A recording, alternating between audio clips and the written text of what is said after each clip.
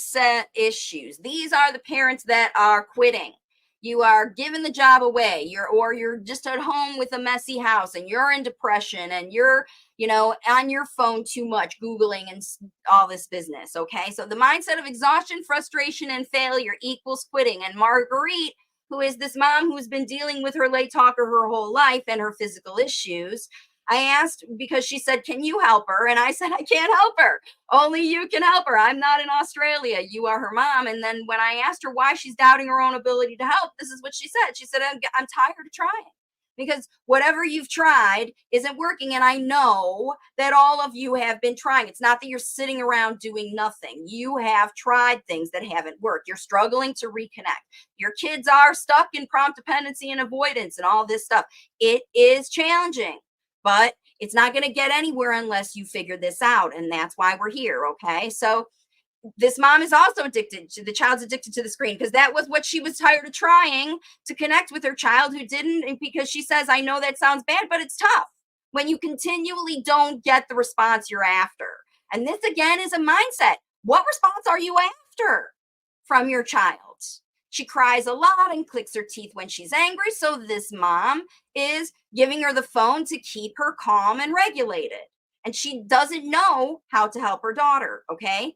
Parents who are stuck here, you've got to learn how to do this and you've got to get support. If you don't have support, you've got to get it from me, okay? Or somebody in your life who can work with you to help you every day, not just take your kid to therapy. This is a lot more than therapy. And here's Rosemary. She feels sorry for her daughter because her poor speech makes her look more like there's something wrong with her. And I really want to help her recover her speech because this mom is focused on her symptoms and what other people think about her daughter and her and all that stuff. And it is a waste of time and energy because it causes comparison. And all you have is my child's not as good as other kids. And I know that Rosemary wants to be committed. And I believe if she has consistency, because the mom wasn't even able to be consistent because she was feeling sorry instead of being in a mindset of, I can figure this out and do it. You need to figure it out and do it. Nobody else is.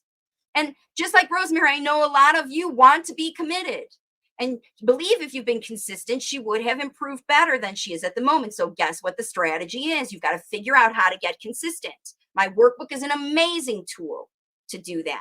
Let's talk about more. There's more parents that are really stuck, right? And I know it's really hard place to be when your child's not making improvement, but I promise you the only way your child's going to make improvement is through you. Okay? Now here's another I'm not going to say the name. A mindset of unmet expectations. So remember, what are you expecting? This person says, I've been watching your videos for at least 7 months. How long and how fast should speech come?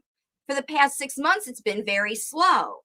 So this person's, I think TV is not the only issue. There are other things, surrounding issues that we don't see, such as EMF or even COVID.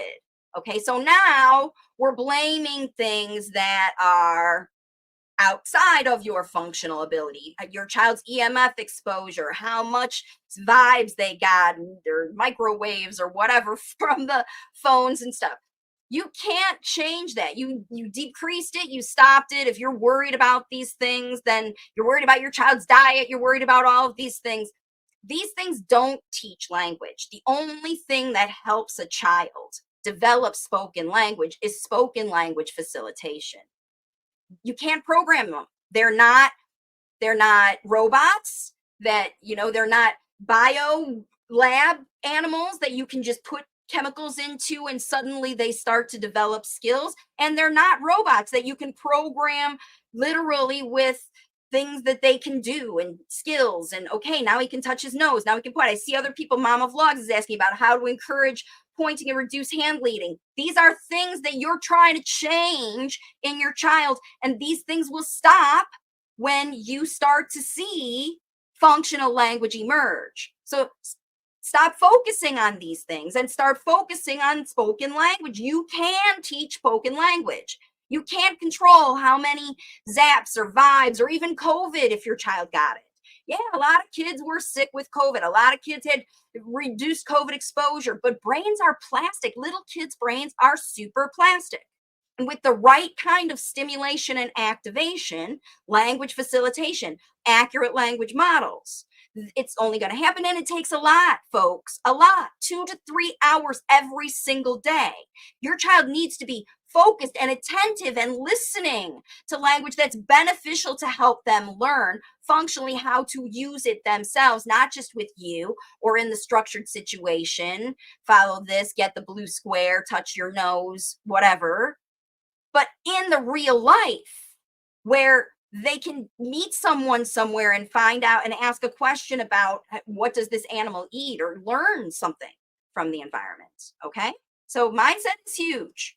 And how can you speed that recovery? You can speed that recovery by quitting focusing on other issues, like how much TV you had and all this business, and how fast your child should develop. By the way, I don't know if you've ever learned a foreign language. How much did you know functionally in 6 months when people were just occasionally talking to you or telling stories?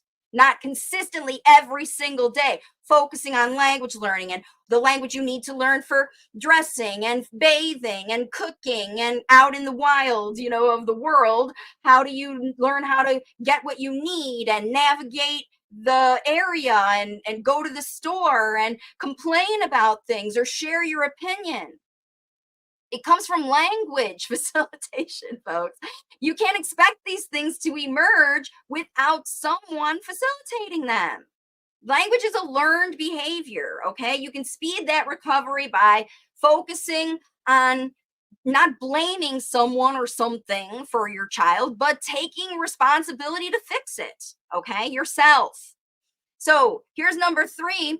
The speech itself will help, but how far? Like, I don't know if it's going to work. Only speech. How does that help with oxidative stress? And what about anxiety, mood swings, and strange behavior? Does improving speech have any impact on all of these? Yes, on all of these and more. All of the behaviors that we're seeing, they decrease. We see this across the board in children when they develop not just words to say. They can say 200 words on command. They can label all the cards in the stack. They can read a book, memorize a book, and read the whole book to you. But they are still using single words or to get what they want. And when they're upset, we're going to get into the next one, meltdowns and all of that stuff are happening because they don't have functional language. You're going to see these behaviors. If you want these behaviors to stop, you got to stop blaming it on somebody else and change your child's experience so that they can develop them. Okay? So, anxiety changes with speech, and social experiences change with speech. That increases self-confidence. Reading increases with speech. Everything increases with functional speech. Okay? So here we go. If you are one of these folks that occasionally dips into mindset, listen, everybody does. Everybody has mindset issues. So you have a choice. You can focus on facilitating 1% improvement every day yourself instead of reliance on somebody else. Quit the job and take them to therapy. Get somebody else to teach you. This is what I do. When you sign up with me, I show you how to fix your own problems by focusing on facilitating 1% improvement in a skill your child absolutely needs every single day. And you have to take a break from professionals, friends, family who judge you and compare your child to others because you're just learning to compare and blame your child's situation on someone else for the benefit of their financial pocket and not yours. Take a break from these people who don't believe in you are the best facilitator for your child. Number three, you have to practice gratitude for the connection you are able to facilitate in natural loving experiences. This is why you know your child has virtual autism. Even though they show all these behaviors that you can mark off on checklists, you see the light in your child. You see their brilliance coming through. You know how much they want to use spoken language, but they are potentially stuck in fear or worry that people are going to manhandle them because they've been manhandled. They've been prompted, they've been pushed, they've been demands, unrealistic expectations are all put on them. Okay, so you need to practice gratitude for the things that you are already able to facilitate. And then you need to make a new plan with new strategies to get a different outcome. Take a break from what is not working and start from scratch with reconnection with your child so that you feel good about what you're doing. And that's the only way this is going to work. In my workbook, it helps parents stay consistently on track. You analyze your mindset. There are level charts for everyday progress monitoring of your connection, of your mindset, not just your child's expressive and receptive language development, but of the things that are necessary for that development to continue to move forward. Because how they're doing today is going to improve by at least 1% tomorrow and the next day and the next day and the next day. And that's what you need to pay attention to. And this workbook helps you do that. It helps you analyze functional speech so you know if your child is really using speech for purposeful communication and not just imitating words to get a reward. Okay? It will help you avoid mindset traps that have you give this thing away, this job away, which is your job, and you can stay consistent with your plan because you have a whole itinerary to create, follow up on, and document yourself what happened.